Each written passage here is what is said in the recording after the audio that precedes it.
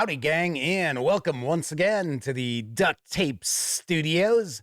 I'm Jeff McAleer, your host here at the Gaming Gang channel, and I'm kicking off Dolmenwood weekend with a first look at the Dolmenwood Player's Book right after this.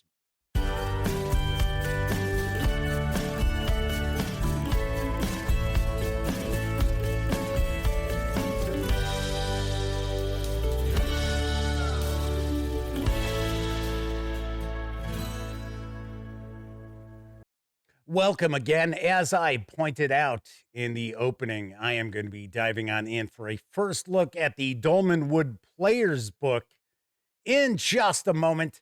But I did want to mention, if you happen to enjoy the Gaming Gang and would like to support the outlet, you can do so in a few ways. First, by utilizing our affiliate links to the One Bookshelf site, such as DriveThruRPG. To do so, simply visit thegaminggang.com. Click on one of our banners. That way, if you happen to make a purchase, I get a small portion of that sale. You can also make a one-time donation by way of PayPal or become a monthly member of our Patreon. You'll find links in the show notes. Also, down in those show notes, you are going to find an invite link to our Discord server. So be sure to hang with the gang over on Discord. So I'm going to kick off Dolmenwood weekend with a first look at the aforementioned Dolmenwood Player's Book, which is from Necrotic, Gnome, and Exalted Funeral. This is available for pre-order here in the United States. It will carry an MSRP of $30. That also includes the PDF if you order from Exalted Funeral. Of course, if you're outside North America, you would be ordering from Necrotic Gnome. Of course, the PDF is available right now over at DriveThruRPG for $15. Having said all that, let's swing on over to the other camera, because here I've got the Dolmenwood Player's Book. And I have got to say, I am very excited to have an opportunity to take a peek at this, because I'm a big fan of Old School Essentials. I have reviewed quite a bit from Old School Essentials and some third-party releases for OSE. And I remember when I interviewed Gavin Norman, he had mentioned Dolmenwood. In fact, I kept mispronouncing it. I think I kept calling it Dolanwood, something like that. And it was just going to be a setting at that point in time. And now it has blossomed into a full-fledged role-playing game. So before we jump on in, I do want to mention a couple of things. First of all, my friends over at Exalted Funeral were kind enough to provide me with this review copy. Neither I nor anyone else affiliated with the Gaming Gang has received any other sort of compensation for me to share this first look with you. So that's important, you know that. We're also not going to look at each and every page of the book. I do want to give you a really good feel for what you're going to find inside. Guess we'll take a peek at the back real quick. The Complete Player's Guide to the Beguiling Realm of Dolmenwood, a moss-clad forest on the borders of Fairy, rife with intrigue, secrets, and magic. Step then, bold and foolhardy adventure into the tangled wood, and beware, for little here is as it seems. Dolmenwood is a weird fairy tale adventure game conjuring the wonder, horror, whimsy, and strangeness of British folklore. And that's going to tell us what's included in the book, but I'm not going to read that because we're going to look ourselves to find out. So first thing we're going to do, there's a cool map.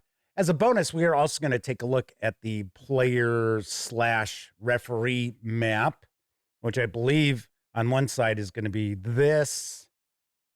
So here we've got our credits page. A lot of folks work very hard to bring this to life. So let's give credit where credit is due. I love that line artwork. Very nice. Very nice. Like I said, I am so excited to finally have an opportunity to dive on into this. First of all, if you're curious about the production quality so far, I will tell you the paper stock is nice and thick. Of course, it does have a stitched binding. This is about an inch taller than your standard role-playing game book. I'll give you a great example real quick. Let me reach over. I'll grab Traveler. So that is where Traveler lines up. This is High Guard, which we took a peek at just the other day. So as you can see, this is a bit higher. Actually, probably the angle of the overhead camera is probably throwing that off, making it look like it's even less than an inch, but it is about an inch. I took a peek at it earlier. So here's our table of contents. We've got our Welcome to Dolmenwood, starting play, kindreds, classes, magic, equipment, services, and animals. Then we have adventuring, and then quite a few appendices. And that should wrap things up there. I'm curious if this adopts the same mechanics as Old School Essentials. I would think it's going to be pretty similar, but then again, I could be absolutely wrong. Now, one of the things that I had mentioned when I did my review of OSE, both the classic rules tome as well as the 2 volumes of Advanced Fantasy, was I love the fact that the presentation is right there to the point. There's not a lot of fluff. It is very easy to understand, but it was lacking. How do you play this game? So it was designed more for people who had experience role-playing games that could just pick it up and go. I think that is not going to be the case here. I think we are going to get our introduction kind of to walk people through what a role-playing game is, how to use the particular mechanics of Dolmenwood. This book is a gateway to adventure in the beguiling realm of Dolmenwood, a swath of tangled woods, fungus-encrusted glades, and fetid marsh on the wild borders of civilization. Rife with intrigue, secrets, and magic, Dolmenwood draws travelers of adventurous spirit, daring them to venture within. So we've got some inspirational media, books, films, and television series. Nice. So talking about what's in this book. The other books that we've got, which we are going to be taking a peek at this weekend.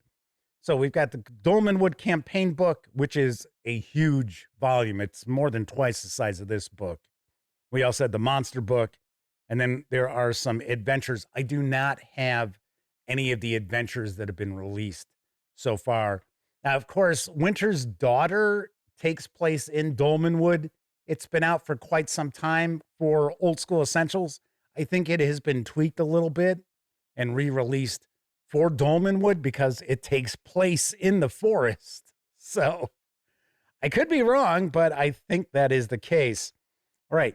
So here we go. We're going to get an introduction to role-playing games. Here we have a nice little bookmark giving us a play example. Oh, there we go. Gavin's the referee.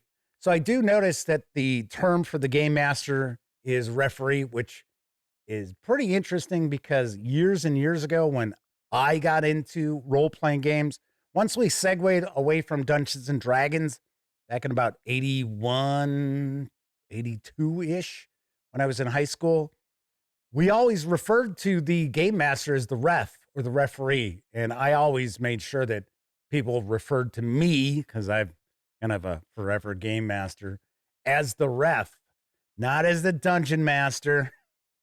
Now I just say game master. That's fine. So here we've got our attributes. So we've got our ability scores. So it looks like we've got our traditional strength, intelligence, wisdom, dexterity, constitution, and charisma. Then we have our kindreds, our species, our race, our classes, our levels, talking about experience points. Prime abilities. Is the ability or abilities most important to a character's class? A character with high scores in their prime abilities may gain a bonus to experience points awarded by the referee. Well, that's straight out of Basic Expert and OSE. Hit points, armor class. Like I said, I think we're going to just see tweaks to Old School Essentials as far as the core mechanics, which I am fine with. So we've got step-by-step creating a character. I got to say, so far the presentation, I love it. I really do. Now, keep in mind, this is a first look. I have not crack this book open. You're taking a peek at this with me for the first time, just like I'm looking at this for the first time.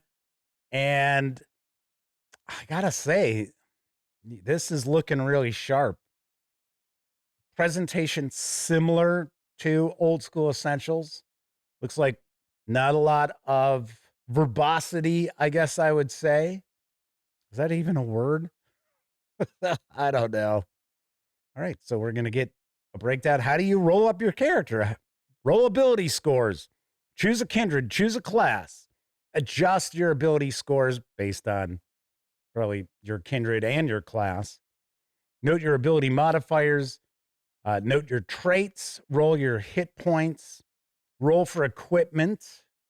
Note your armor class. Note your speed. Note your alignment. We have lawful, neutral, and chaotic. Note your level and experience points and your name and details. And now you're ready for adventure. We get some full color artwork here. Nice. So we're discussing our ability scores. So we've got -3 to +3. So we do have our traditional range of 3 to 18. Here we have our prime ability experience modifiers. So 13 or higher is going to get you a bonus. 8 or less will get you negative modifiers to your experience points. Breakdown of our 6 attributes. Once again, just very spot on, bolded, just kind of almost like bullet points, putting that in front of you. Here's our alignments. Here's our advancements. I'm going to start skipping a few more pages here. Mortals, fairies, and demi-fae. These are the 3 principal types of sentient folk. I think I may have passed by. Oh, maybe I didn't. I was going to say I may have passed by the kindred, but I guess not. So we have mortals, fairies, and demi-fae. Okay, so now these are our kindreds. We've got the Breggle, goat-headed folk, whose horn length indicates their social standing. Oh, well. Looks like we've got 4 pages devoted to each. We've got the elf, ageless fairies who have crossed into the mortal world for reasons they seldom reveal. Grimalkin, mercurial feline fairies who shift between 3 different forms. Humans, the folk of the day-to-day world in all the variety we know. All right, so let's kind of take a deeper dive into seeing what we've got for each of these kindreds. So we'll get a type. It's going to tell us what age a player character should be at first level, what their lifespan is, their average height, average weight, native language, Woldish. I thought it said worldish. It's Woldish. Talking about, looks like their society, how they will intermarry with Breggles, have affairs with elves, relations with other kindred, some names if you want to randomly roll up your name. So we've got both the first name and surnames, some extra details, choosing your class, decisiveness, leadership, spirited. These must be the abilities for that kindred. Then if you want to get a background, trinkets. Oh, you can roll up your appearance, speech, dress, beliefs. Nice. So there you go. There's some of that old school vibe going for you. All the various different random tables. So we have the mossling, gnarled woody humanoids whose fertile flesh hosts mosses, molds, and fungi. The woodgrue, bad-faced demi-fae goblins known for their love of music, revelry, and arson. There you go. Play some tunes while you burn it down. I guess that's all of our various different kindreds. So we've got the bard. Do we have 4 pages devoted to these? No, only 2. So we got the bard, the cleric, the enchanter. Okay, let's take a deeper dive into the enchanter here. Wanderers who wield the magic of fairy, currying favor with fairy nobles. So their prime abilities are charisma and intelligence. Their hit points is a d6 per level plus 1 after level 10. Their combat aptitude is semi-martial. Armor, light, medium, no shields. Weapons, small and medium. We've got restrictions, typically only fairies and demi-fae, elves, grimalkins, and woodgrus are enchanters. Get our starting equipment, their skills, so they can detect magic. They have fairy runes. Enchanters are granted the use of fairy runes, the secret magical sigils guarded by the rulers of fairy. As a character advances, fairy nobles may be drawn by the enchanter's great deeds and grant new runes. Glamours and magic items and resistance to divine aid. The saints of the Pluralitine Church are loath to aid those allied with the godless world of fairy. If an enchanter is the subject of a beneficial holy spell, there is a 2 in 6 chance it has no effect. Nice. So we've got our fighter, our friar, our hunter, our knight, the magician, the thief. And that's what we have as far as our classes. Then we have magic. I believe we've got 3 or 4 different kinds of magic in Dolmenwood. So we have arcane magic. So this is going to give us our spells by rank. Most of the time it's referred to as level. But, you know, a lot of role-playing games are trying to get away from using the, if it's a role-playing game that utilizes the term level for character advancement, they're trying to move away from using the term level for spells, especially if they're built off of original D&D or basic expert, advanced D&D, what have you. And it's because it's confusing. So you're a level 7 wizard, but you only have level 3 spells. So like, what? Huh? Wait, what? As an example for our spells here, once again, I can see, boom, right to the point. Here you go. This is what it does. It's not a page devoted to a spell. Fireball, duration, instant, range, 240 feet. Flame streaks from the caster's finger towards a point within range and detonates in a roaring 20-foot radius sphere of fire. Creatures caught in the fireball suffer 1d6 damage per level of the caster with a successful save versus blast, indicating half damage. So we would be looking at, if it's a rank 3 spell, probably looking at the caster has to be about 5th or 6th level to cast it. So it's going to probably cause, 5 to 6 d6 damage just when you first get the spell. I like the fact that it actually is tied into the level of the caster. We have 6 ranks, I think. Yep, we do. We have 6 ranks for our arcane spells. And we have fairy magic, so we've got glamours and runes. Glamours are innately possessed by natives of fairy and by other folk touched by the magic that weaves throughout that world. Though mortals regard glamours as magic, for fairies, they are as natural as breathing, speaking, or singing. And then the fairy runes are among the deepest magical secrets of fairy kind. Developed by mighty elf sorcerers in eons long past, the runes tap into magical fundament of fairy itself. Their usage is thus governed by ancient and immutable laws of fairy. Fairy nobles guard the knowledge of the runes, and only they may bestow their use upon individuals of lesser rank. Nice. So then it's going to get into our different runes, as well as different glamours. Then we have holy magic. Holy spells take the form of blessings bestowed upon characters by the grace of the saints of the Pluralitine Church. When a spell is cast, the blessing expires until it is bestowed again. So, one done on those.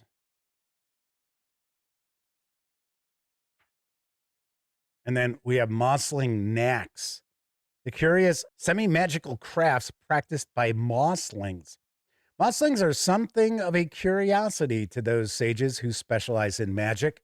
On the surface, they generally exhibit little aptitude for the arcane. However, many of their kind practice inherited semi-magical crafts, which they call knacks.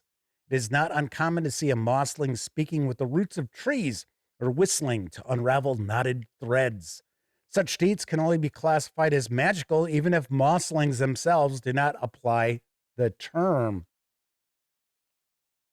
This is really unique. Okay, now we're getting into gear. We had vehicles, lodging and food, pipe leaf. It's the Hobbit's leaf.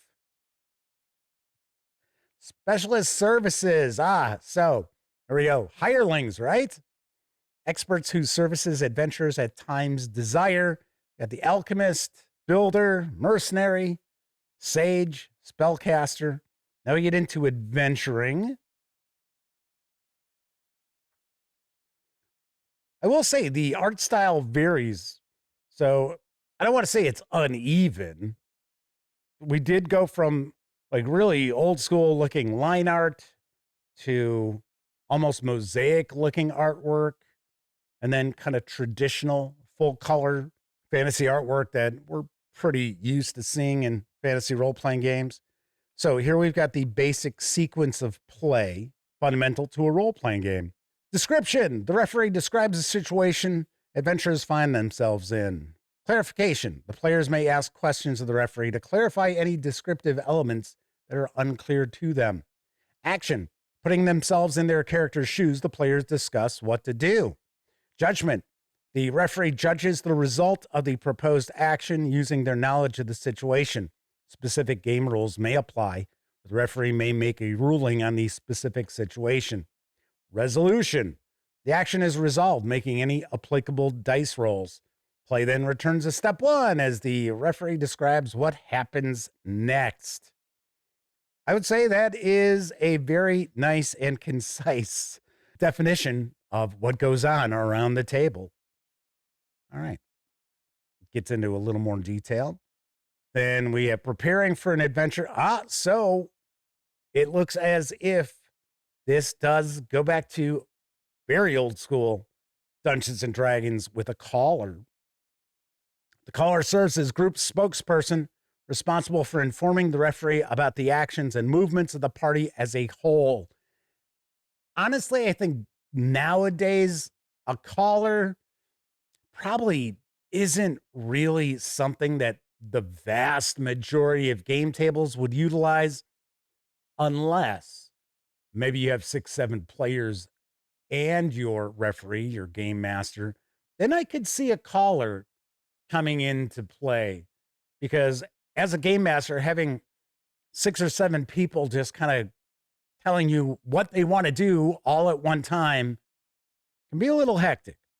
So we've got the caller, we've got the chronicler who's going to take notes, we've got the mapper, we've got the quartermaster who's going to track the party's accounts, provisions, light sources, treasure. Planning for adventure, the adventure objective, resources, marching order, dividing up your treasure. Adventuring advice: work as a team, think outside the box, use time wisely, avoid unnecessary combat. Oh, yeah. If you're going old school, your player character is going to want to avoid unnecessary combat. Know when to back out. So get time and movement. Turns are approximately 10 minutes of game time. Rounds are approximately 10 seconds of game time. Talking about tracking your movements. Hazards and challenges. We've got some encumbrance here. I'm taking a guess we are not going to have a whole lot of page space devoted to combat.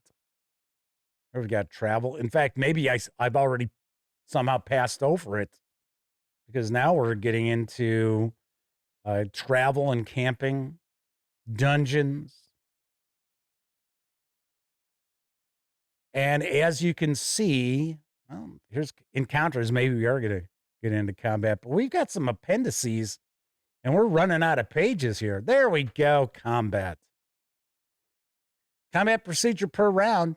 Declarations. The intent to cast a spell, use a fairy rune, or retreat from melee must be declared. Initiative. Each side rolls 1d6 to determine which side acts first. Highest acts first. Winning side acts. Actions of combatants on the winning side are handled in the following sequence: movement, missile attacks, magic, melee attacks, and other actions. Other side acts. Repeat steps 3A through 3D for each side in order of initiative. Once again, highest goes first. And then morale check for monsters and NPCs, if applicable. So you may move and perform one action each round. Common actions: make an attack, cast a spell, drink potion, activate a magic item. Certain actions must be declared before initiative is rolled, as they have consequences for the side that loses initiative. Declaration applies to all combatants, whether controlled by players or by the referee. So your intention to cast a spell or use a fairy rune, and if you're going to flee from melee, if you're going to skedaddle, you have to declare that before the round, and then other actions need not be declared. Talking about initiative, movement, attacks, attack modifiers, spacing, using magic, morale. Other combat matters: attacking with 2 weapons, charging, death's door. The standard rule is that a character reduced to 0 hit points dies immediately. Groups wishing to reduce the risk of death may rule that when a character is reduced to 0 hit points, rather than being dead, they linger at death's door. So there is a 2 in 6 chance every round that they will die without any magical aid. Missile fire into melee, splash weapons. Get an example of combat. So we just saw, it looks like combat takes up all of 4 pages. Sweet. I like that. If you want like super crunchy combat, I'm sure you can throw in some house rules as well. Here's our appendices. Let's see what we've got with these. The calendar, religion, noble houses, regal kindred class. Oh, this is yeah, looks like it's a new class. Because here we've got our experience table. So it looks like characters can achieve 15th level. And it does not look as if we have any sort of kindred limitation. Now, it's possible, like fighters and things like that. But I would take a guess it's probably not going to be the case here. So we've got the Grimalkin kindred class. Essentially, this does look like, now as I take a closer peek, this looks like if you want to play kindred as class, so otherwise known as races class with other role-playing games. Interesting. So this really does look that this is very OSE adjacent. All right, big thanks to the Patreon backers. Do we have Kickstarter backers? No. That's kind of strange. It says, thanks to all the backers of the Dolmenwood Patreon whose support and encouragement help bring Dolmenwood to the world. Special thanks to Woodgrew tier backers whose names are carven upon the weird stone. Nice. Yes, I knew there was a Patreon, but I also know that this was a highly successful crowdfunding project. All right, everybody, that is a peek inside Dolmenwood's Player's Book as I kick off Dolmenwood Weekend here at the Gaming Gang channel. Of course, I will have a review of this in the not too distant future. Gotta say, from what I saw here, keeping in mind, once again, this is not a review, but just at first peek, this looks really good. I am very, very intrigued. The hardcover is available for pre-order with PDF if you order from Exalted Funeral here in North America. Over in Europe, you're going to order from Necrotic Gnome.